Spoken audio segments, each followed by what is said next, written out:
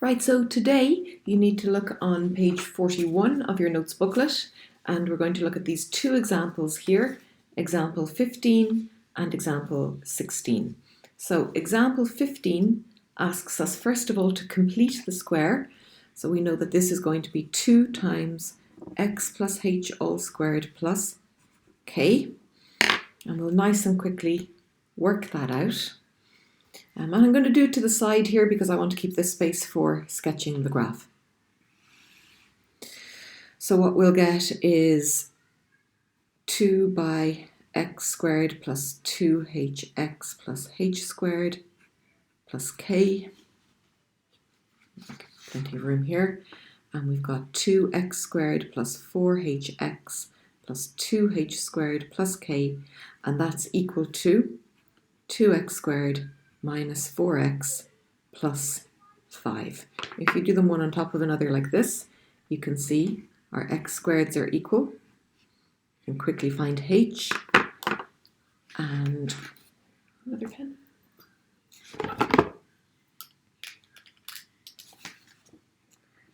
And then we can quickly find k as well.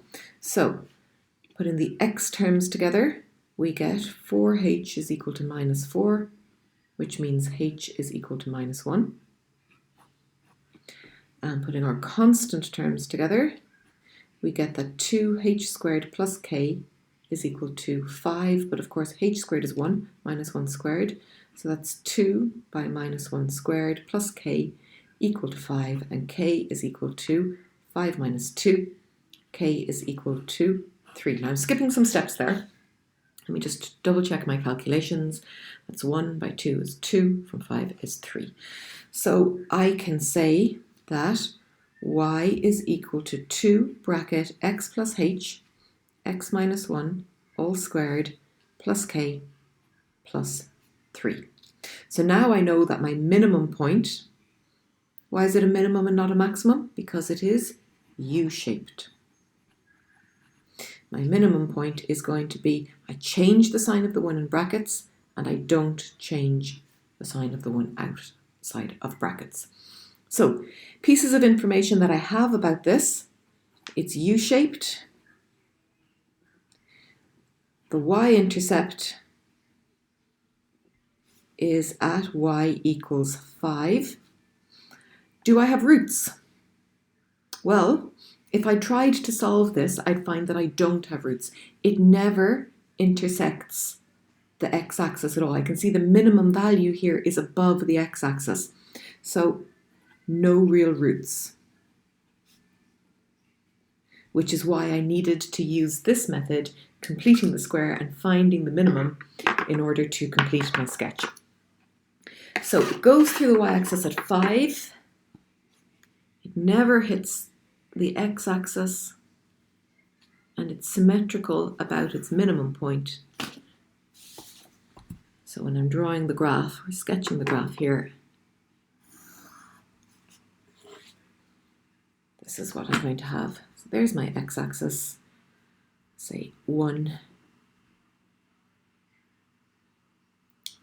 I'll go a bit less than that.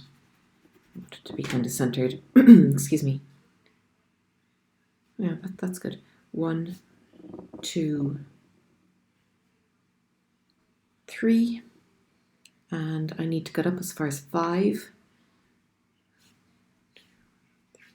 4, 5, 3, 2, 1. So we use as much of the space as you can. Mark in the important points there, but also the point 1, 3.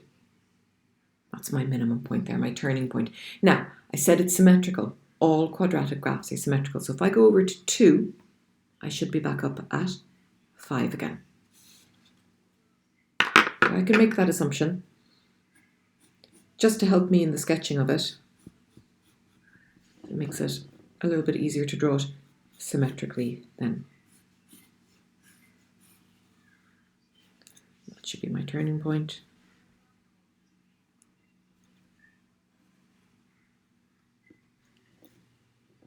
Nice smooth curve if you can. They're not judging your artistic abilities, but they do want to see that you understand that you don't use a ruler when you're drawing a graph of a function like this. Okay, so that's how we do that. Now, let's look at this. Write the quadratic function in completed square form. So what do we have here? We're given the graph of a function, we're told its maximum point. So the maximum point is -2, 7. We also know that the y-intercept is at y equals 3.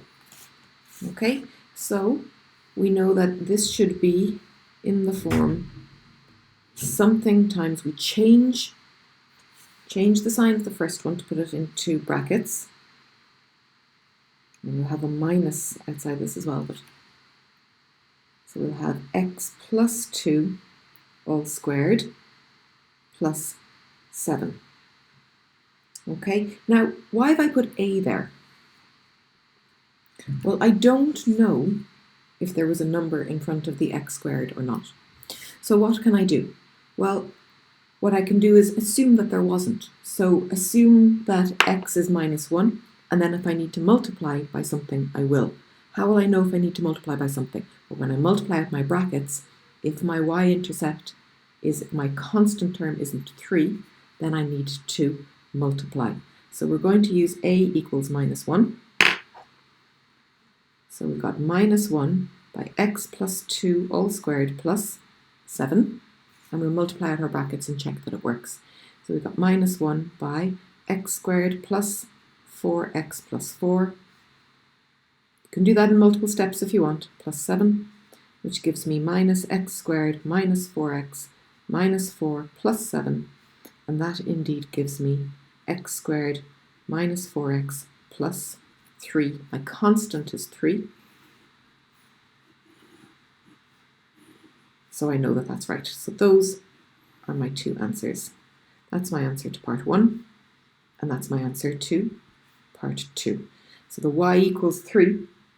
If I was getting a different value there, like say 6 or 1.5, I'd know I'd have to change this number here. It couldn't be a 1. Usually in questions like these, they keep them fairly straightforward. So the constant is equal to the y-intercept. And that's how we put that information together.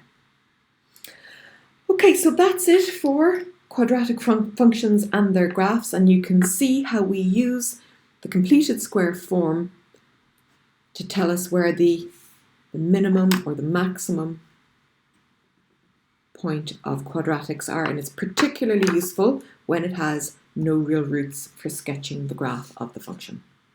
Okay, thank you.